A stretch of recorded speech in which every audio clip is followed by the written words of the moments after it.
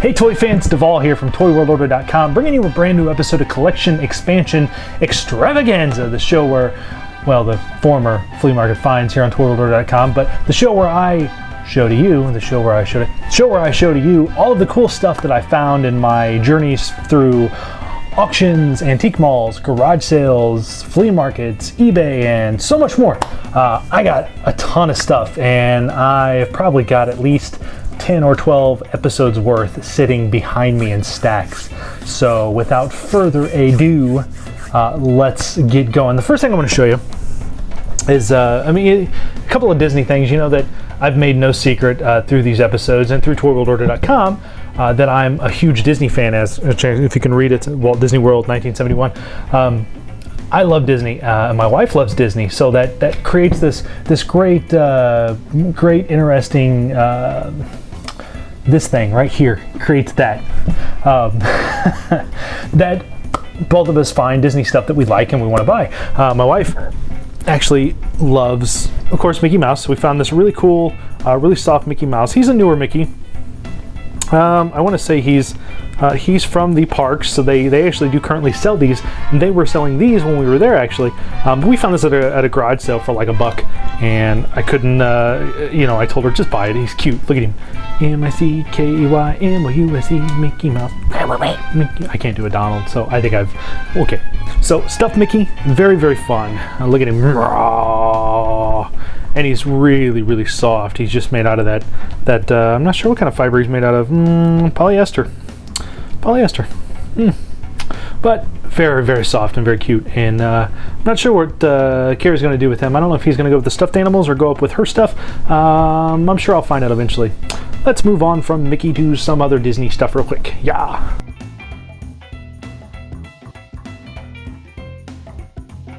I believe in episode 2 I discussed my strange, creepy fascination with the Little Mermaid. I've got a ton of Little Mermaid stuff. I keep finding stuff and keep buying stuff. And we were out at some garage sales, and I found a couple little things. I found this little tiny Ariel PVC where she's brushing her hair with a dingle hopper, and Sebastian's standing there holding the mirror for her, sitting there on a rock. A little dirty, but I haven't had a chance to clean it up yet. But a PVC figure that I actually didn't have from the Little Mermaid. Next thing I found was a little PVC bank of Ariel that she's missing her bottom, of course, missing the stopper, but it's in really, really nice shape. The colors are really crisp and clear. She's got a little bit of dirt on her. Again, something I just haven't had the time to clean up, but an Ariel bank that I did not have. I've got a couple, and I did not have this one, and this was in the garage sale that was just in a box that was marked. I think she was free, actually. I think they were giving her away because it was just in this box of everything in this box is free, and I was like, oh, I'll take that for free. Ariel item, duh. All right, one more Ariel item, and then 2 more Disney items, and we can move on. Again, Ariel, baby Ariel. Look at her, she's so cute. She's so cute. Look at her, she's just a little face, and she's a little mermaid tail. And she's just so cute. There we go. Yes, she is. Ma. Okay, Ariel's swimming off. But little stuffed Ariel. I know she's recent, probably within the last 5 years or so. I think I saw some of these at Disney World this last time we were there. They had a bunch of little Disney babies. Usually they were wrapped up in blankets, so all you could really see is their hair, their head, and wrapped up in a blanket. And I think she probably did come with a blanket at one time, but no blanket. But still, baby Ariel, who is super cute. Ariel. Yes, again, the creepy factor goes up on this show when Little Mermaid is involved. So children, avert your eyes. Okay, 2 more Disney items, I promised, didn't I? Next one is something else my wife Carrie found. Something that she has taken an extreme fascination to is baby versions of Looney Tunes and Disney characters. She thinks they are the cutest, most adorable thing she's ever seen. So we found this little baby Mickey He squeaks. Little baby Mickey, again, dirty, came out of a box of stuff. I think he was like a quarter, but a cute little Mickey, probably made within the last, I don't know, they did the whole Disney Babies thing about 10 years ago, and they tried to make it, I think it's still going on for people with newborns and stuff. I don't know, I don't have any kids, so that's all this stuff of mine. Little baby Mickey, hopefully the dogs don't hear that, or they're going to come trying to find Mickey and eat him. This is Carrie, so this goes into her little display case with all the rest of her little Disney and Looney Tunes babies. One more Disney item. Now this actually is kind of cool. My wife and I were just at Disney World this past May, and we stayed at the Pop Century Resort. For anyone that doesn't know, Pop Century Resort basically celebrates the different eras from the 50s, 60s, 70s, 80s, and 90s. So in their lobby, they had these really cool shadow boxes, and one of the shadow boxes they had, of course, a bunch of Mickey Mouse Club stuff from the 50s. And in the back of the shadow box was the puzzle that Carrie and I found about a year ago. And I pointed it out and I said, we have that puzzle. And she goes, we do? And I said, yes, we do. We have that puzzle. And that puzzle is this very cool, very old, from the 50s kind of wood. Well, it's almost cardboard, really. Cardboard puzzle. It's in really beautiful shape. It's really gorgeous. All the colors are nice.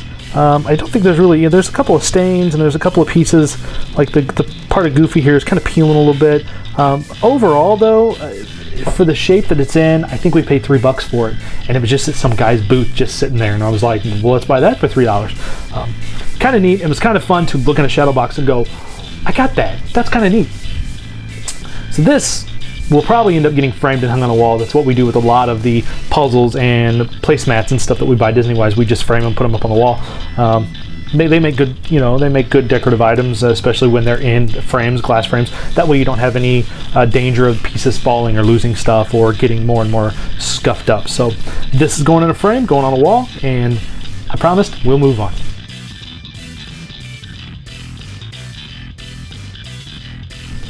Let me show you a couple of action figure things. Now, the first thing I've got is something I've kind of been looking for and kind of been following on eBay for a while, but earlier this year, myself, Dave Draper, and Pixel Dan Erdley went to Salisbury, Illinois to kind of preview a private toy sale, which we had bought some stuff, and then we went back after the sale had happened and just to talk to the gentleman again, and he said, I've got tons of stuff that I didn't put out for the sale, so if you guys want to come back and dig, feel free to come back and dig. So we went back and dig, and as we were actually in his house, in his basement, digging through boxes upon boxes upon boxes, and so much stuff. I found this little guy, his little head poking out, and I was like, I know what that is, and that is this awesome Arco GoBots cap gun. Kind of neat. I never had one of these when I was a kid. I always wanted one, but it's kind of cool. The robot mode doesn't do a whole lot. He can just kind of stand there just like that. He's got rollers on his feet, so technically you can move him, which is kind of fun. The transformation, though, is where it's fun. So you pull the legs out, you squeeze the thighs in, like so. The handle comes down and snaps in thanks to two yellow parts there. You turn the head around, all the way around, and then you raise the gun barrels and pull out the barrels, and you have yourself an Arco GoBots cap gun.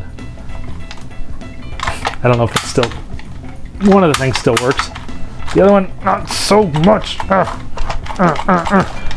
of cool though. I always wanted one of these, and of course to put caps in, you would pop this switch here, and you can see back here where the caps are. Yeah, always wanted one of these when I was a kid. Never had one, but I'm happy to have him.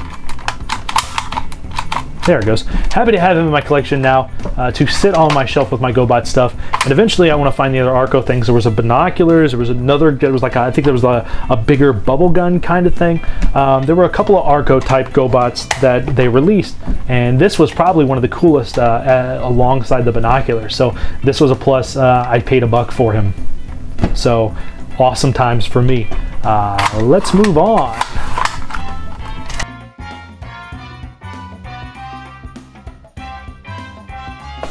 Now in the past, I think I've shown off Robocop. I found a carded Robocop from the Kenner line Robocop in the Ultra Police line a long time ago. Found it at a toy show. At the toy sale in Salisbury we went to, I actually found a number of different items for Robocop. For instance, I found the Robocycle, which the box is in pretty good condition. It's a little beat up on the back. I paid $10 for him. Usually you see this, I've seen this on eBay go for like 35, 40 bucks now. I don't know why, but apparently anything with the Kenner name on it now is skyrocketing out of control. Robocycle is very cool. I don't know if I'm going to open it yet or not. I've got some loose Robocop figures. No loose actual Robocop yet, but I do have some villains, which I'll get to in a second. But this was a fun find for 10 bucks, and I was like, 10 bucks, I can't pass that up. So Robocop, Robocycle, come home with me, you do. Let's check out the other Robocop things. I found some carded figures there, and I actually bought duplicates of 2 of these figures just because I didn't have them, and I thought, well, they're on beat up cards, I can get them for a nice price. I'm going to buy the duplicates so I can open them and put them on a shelf. And the duplicates I bought are the characters I bought duplicates for. You get what I'm trying to say. I found Nitro from the Vandals, which was part of the Series 1 release. $6 on a card. This card's in really nice condition. The other one I have was really beat up. Was really badly creased. This one's got some creasing going on, some bends in the corner, but overall, beautiful card. The other one was just like mangled, so I was like, well, that's an opener. Nitro was really cool though. I had this figure when I was a kid, and I don't know what happened to him but again, most of my toy collection, most of it got ruined, and the rest of it, I don't know what happened to it. It just kind of all vanished. I think my stepfather might have gotten rid of most of it as I was a teenager, so screw him. I have it again, so it's Vandal, or Nitro, very cool. Next one I found was Headhunter, who is the king of crime and the leader of the Vandals from Series 1.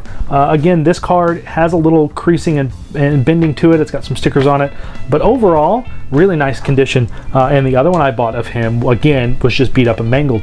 Never had Headhunter. He was a cool, this whole line I think is really cool, and nobody really gives it enough love. People look at it and think it's kind of cheesy. Well, most of the Kenner stuff from the late 80s and early 90s was kind of cheesy, but it has such an appeal to me. I mean, this really was such a cool line. It had, you know, cap firing backpacks that you put caps in and snap, and they fire, you know, they'd smoke, and just such a cool line. Everything about Robocop, this line was awesome. I got one more carded figure to show you from this line. Last but not least is Anne Lewis, who is the heroine in the first couple films. She, I should say, was actually Robocop's partner. And in the Robocop and the Ultra Police, she gets a shiny new blue and purple suit and a helmet and a nice little crossbow. This was really nice. I didn't find a duplicate of her, or else I would have bought it as well to open. She will stay on card because her card is in beautiful shape. So this whole line is very cool, and I think I'm still missing most of the heroes from this line.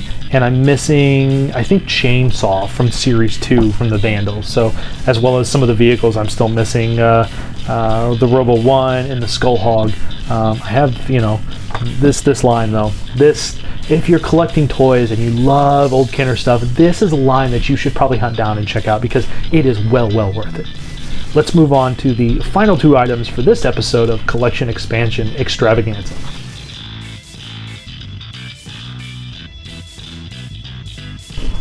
I got a couple board games to end out this episode, as I always like to do most times with board games. One of the board games I found is very cool and based on the hit Robert Zemeckis film, Who Framed Roger Rabbit, and that would be none other than Milton Bradley's Who Framed Roger Rabbit board game. That's right. The goal of this game basically is, I think it's 1 to 4 players, and your goal is to find the murdered tycoon's missing will. Just like in the film, you have to find Marvin Acme's missing will. Kind of plays like Clue in a sense, to a degree, but it's a very unique game and one that I never had as a kid, and I remember seeing it in store shelves thinking, I'd really like to have that. And then lo and behold, in Salisbury, Illinois again, where a lot of the recent finds are coming from, he had it, and I think I paid $5 for it complete. So a very cool buy for me to add to the board game collection. One more item, let's move on.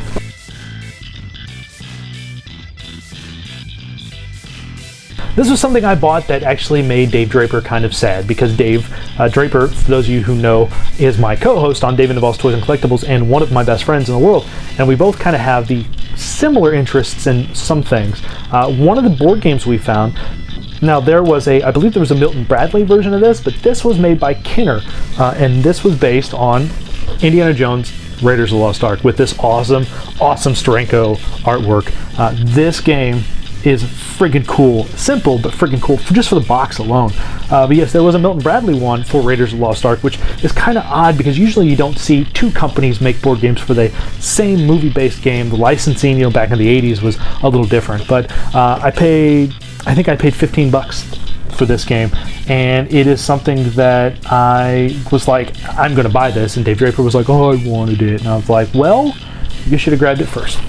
But Raiders of the Lost Ark from Kenner, very cool board game, and a classic board game that I will add to my collection, and from what I understand, kind of a hard one to find too, the Kenner one. So very, very happy to have this in the collection and to add it to the collection. So there you go.